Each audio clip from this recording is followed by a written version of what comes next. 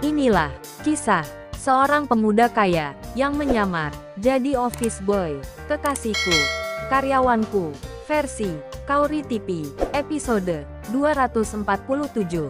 Dengan nada terbata-bata gitu, dia terlihat semakin ketakutan ketika Viana berkata seperti itu. Lalu, Viana pun menyahutinya. Seharusnya sih gitu, langsung dipersilahkan duduk, bukan berdiri seperti ini. Ini perusahaan atau gudang yang sudah puluhan tahun tidak berpenghuni, tanya Viana dengan nada sedikit emosi.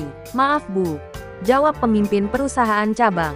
Lalu Viana langsung memotong pembicaraannya. Saya sudah mengelilingi perusahaan ini, bahkan saya sudah ke dapur belakang. Semuanya semrawut, tidak terurus, kata Viana. Iya Bu, maafkan saya. Ini semua penyebabnya adalah karena kekurangan karyawan. Bahkan saya sendiri yang langsung mengerjakan. Namun karena luasnya perusahaan ini, jadi saya tidak bisa untuk mengurus semuanya, kata pemimpin perusahaan cabang.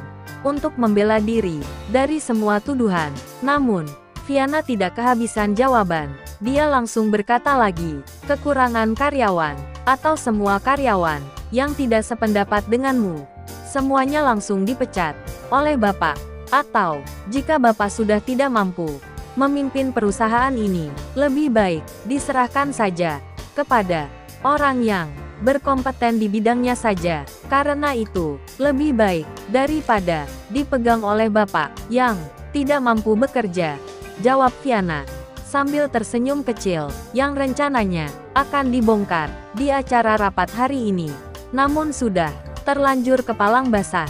Akhirnya, Viana langsung ke poin inti saja. Dia sudah terlanjur kecewa dengan kondisi perusahaan yang tidak tertata dengan baik. Kemudian, Viana meminta agar seluruh penghuni perusahaan cabang agar dikumpulkan di halaman depan perusahaan. Sang pemimpin perusahaan cabang pun langsung memerintahkan ke seluruh karyawannya agar berkumpul di halaman perusahaan melalui mikrofon yang ada di ruangan tersebut, yang suaranya terhubung ke seluruh ruangan yang ada di perusahaan tersebut. Selepas itu, Viana meminta agar pemimpin perusahaan cabang untuk segera meninggalkan tempat tersebut dan menuju ke halaman perusahaan.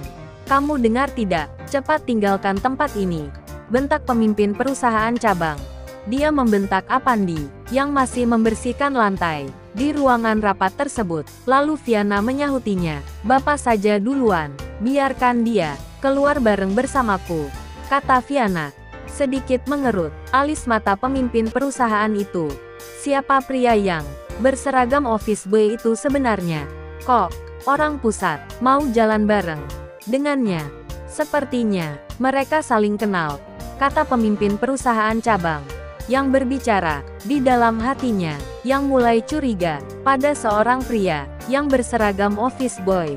Sudah cepat tinggalkan tempat ini, kata Viana, menyuruh pemimpin perusahaan cabang agar segera meninggalkan tempat tersebut.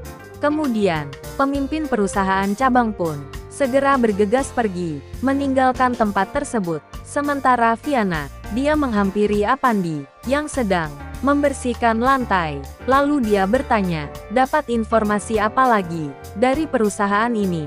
Tanya Viana. Ada bagian HRD yang masih setia dengan perusahaan ini. Sepertinya dia pantas dan layak untuk memimpin perusahaan ini, jawab Apandi sambil tersenyum ke arah Viana. Karena mereka berdua diperintah langsung oleh Pak Angga untuk menyelidiki kasus yang ada di perusahaan cabang tersebut. Sementara di luar ruangan, masih ada pemimpin perusahaan cabang yang bersembunyi di balik pintu untuk mencari-cari informasi perihal kedatangan mereka berdua. Dan dia berkata, kurang ajar, HRD itu telah mengambil posisiku sebagai kepala perusahaan cabang. Ternyata, pria yang berseragam office boy itu adalah mata-mata dari perusahaan pusat. Ini semua kesalahan HRD yang asal terima-terima saja, tidak jeli saat menerima karyawan baru. Atau memang ini adalah keinginan HRD untuk menghancurkan karirku dan merebut jabatanku. Kurang ajar, dia main belakang. Tunggu pembalasanku, akan kubuat menyesal, kata pemimpin perusahaan cabang yang berbicara dalam hatinya, mengancam sang HRD. Saat hatinya menggerutu, tiba-tiba kakinya menginjak sesuatu sehingga mengeluarkan suara. Siapa itu? Kata Apandi yang berbicara dengan spontan. Sepertinya pembicara kita ada yang mendengarkan, kata Viana. Iya benar, salah satu orang yang dari perusahaan ini mendengar pembicaraan kita, sahut Apandi.